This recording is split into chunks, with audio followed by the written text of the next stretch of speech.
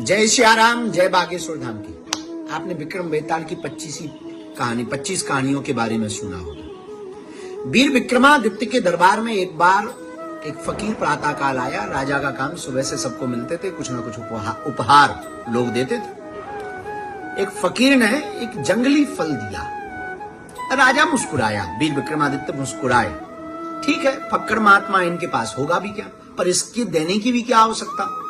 अब वो अपने दरबारी को दे दिया। पर वो साधु लगातार 10 वर्ष तक आया, रोज एक फल देता था। वीर विक्रमादित्य बहुत व्यस्त रहते थे, तो वो फल रोज अपने दरबारी सिपाही मंत्री को दे देते थे। 10वें वर्ष में एक घटना घटती है कि वो जो फल दिया, एक दिन 10वें वर्ष में उस महात्मा ने रोज का काम, तो बगल में पालतू बैठे हुए बंदर को वो फल राजा ने खिलाने को दे दिया। जैसे ही उसने वो फल खाया तो चौंक गया कि बंदर ने अपने मुंह से इतना बड़ा हीरा उगल करके फेंका उस फल के बीच से कि आज तक राजा के खजाने में भी नहीं था। राजा चौंक गया। फकीर से बात करने योग्य था, तो दरबारी से पूछा कि बाकी जो 10 वर्षों तक फल आए वो कहां है। उसने कहा कि राजकोष में हमने एक खंडर में डाल दिए। जब देखा तो दुर्गंध आ रही थी, पर हीरे चमक रहे थे।